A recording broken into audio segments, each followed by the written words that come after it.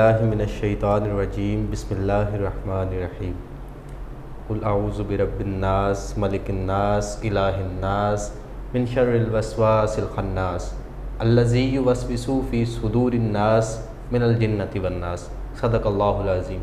السلام علیکم ناظرین، پروگرام بہار رمضان میں خوش آمدید۔ میں ہوں آپ کا ہوسٹ حمزہ یاسین اور میں ہوں نایاب کیلانی۔ ناظرین، آج 21 رمضان المبارک ہے، یعنی کہ نجات کے عشرے کا آج پہلا دن ہے، اور 21 رمضان المبارک شیر خدا، پیکر شجاعت، پیکر وفا، داستان بہادری، یتیموں کے والی، غریبوں کے مولا، حیدر کرار حضرت علی رضی اللہ تعالی عنہ کی شہادت کا دن ہے۔ آج پوری امت سوگوار ہے۔ حضرت علی رضی اللہ تعالی عنہ کی شہادت ہمارے لیے اور امت کے لیے شدید دل خراش ہے۔ آپ کی زندگی ہمارے لیے اسوہ ہے۔ ہم اگر حضرت علی رضی اللہ تعالی عنہ کی زندگی سے کچھ سیکھنا چاہیں تو وفا سیکھیں گے، شجاعت سیکھیں گے، بہادری سیکھیں گے، یتیموں کی دیکھ بھال کیسے کرتے ہیں اور بے کسوں کو سہارا کیسے دیتے ہیں، یہ اگر کہیں سے سیکھنے کو ملتا ہے تو حضرت علی رضی اللہ تعالی عنہ کی زندگی سے ملتا ہے۔ اور آج 21 رمضان المبارک یکم ہجری، یعنی کہ نزول وحی کی ابتدا ہوئی تھی۔ آج کے دن زمین پہ دین اسلام اترنا شروع ہوا تھا۔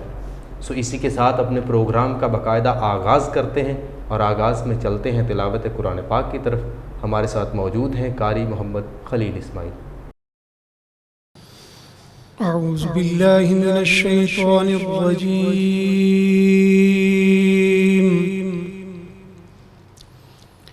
بسم اللہ الرحمن الرحیم۔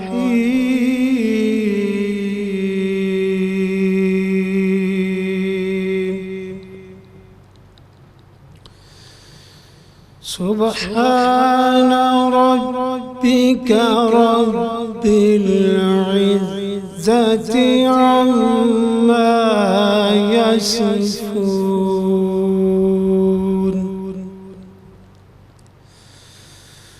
وسلام على المرسلين والحمد لله رب العالمين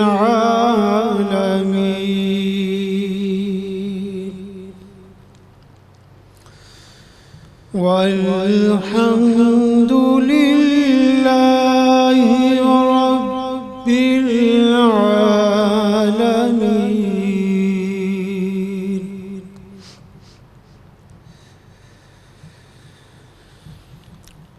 سبحان ربك رب العزة عما يصفون وسلام على المرسلين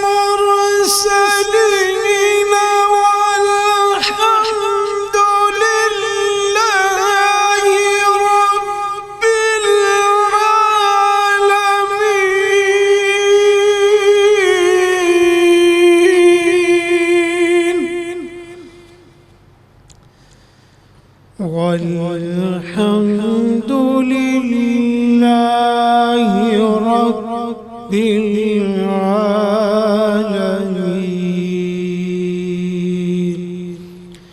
صدق اللہ العظیم۔ جزاک اللہ، سبحان اللہ، جزاک اللہ۔ جیسا کہ نایاب آج 21 رمضان المبارک ہے اور حضرت علی رضی اللہ تعالی عنہ کی شہادت کا دن ہے، تو اس دن کی مناسبت سے آج کیا خاص بات ہے آپ کے پاس؟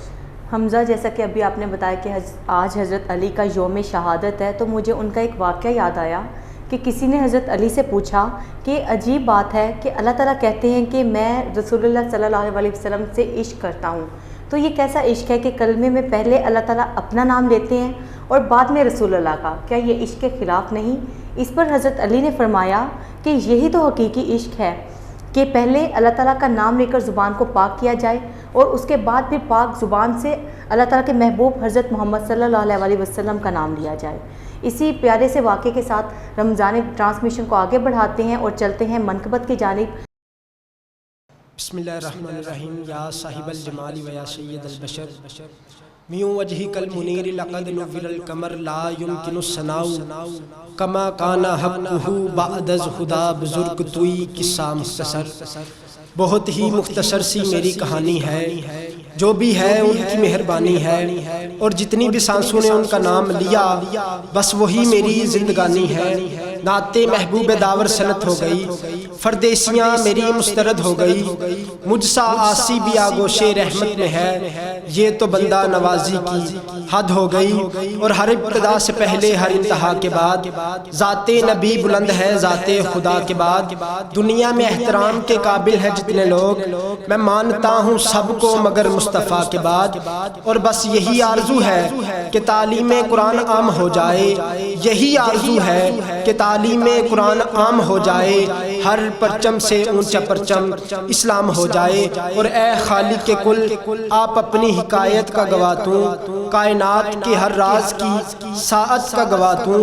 آدم کو کیا نہ تیرے حکم پہ سجدہ، ابلیس کی بے دام حماقت کا گواتوں۔ اور بکھرے ہوئے امباج میں طوفان میں نوح کے لا ریب سفینے کی حفاظت کا گواتوں۔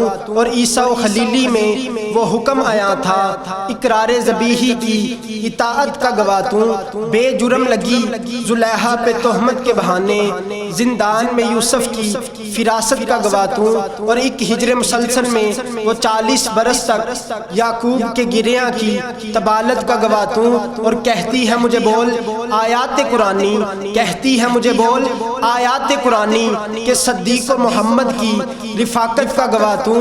اور فاروق تو فاروق تھے یا اللہ تیری شان جلالی، عثمان کی بے لوث و صحابت کا گواتوں۔ اور تیرا ہاس دامن کہ آئے بدر میں جبریل، حیبر میں ہے حیدر کی شجاعت کا گواتوں۔ اور بہت بڑا شعر شاعر لکھتا ہے کہ مریم کی صفائی دلوائی تو ایک طفل، مریم کی صفائی دلوائی تو ایک طفل، عائشہ کے ہے دامن کی طہارت کا گواتوں۔ اور تاثیر بلالی میں تیرا عشق رکھا تھا، حباب کے شولوں پہ صداقت کا گواتوں۔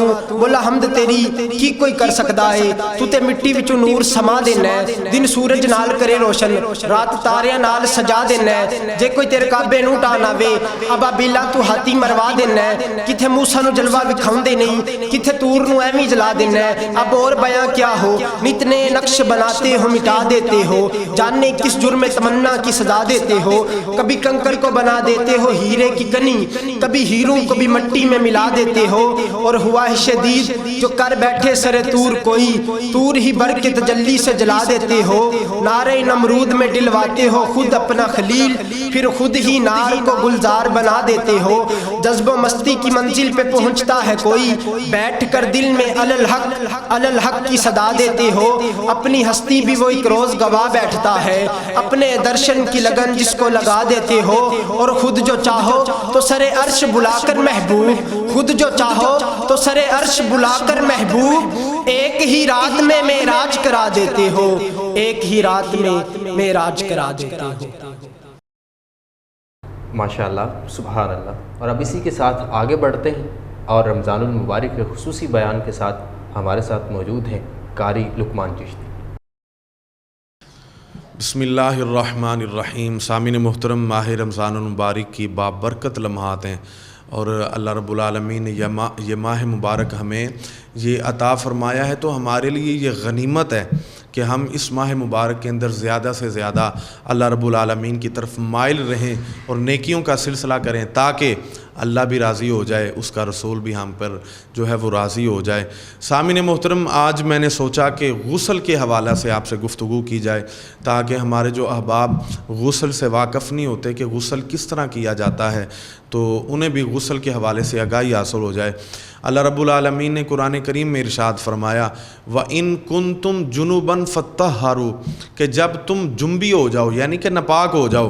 اور ناپاکی کا معاملہ کیا ہے یہ آپ بہتر سمجھتے ہیں کہ اس کے بعد اللہ نے فرمایا فطہروا، جب تم ناپاک ہو جاؤ، جسم ناپاک ہو جائے تو اس وقت اللہ رب العالمین نے فرمایا پاکی حاصل کرو۔ تو پاکی کس طرح حاصل کی جاتی ہے؟ علماء کرام فرماتے ہیں کہ وضو کے جو ہیں وہ فرائض 4 ہیں، لیکن غسل کے جو فرض ہیں وہ 3 ہیں۔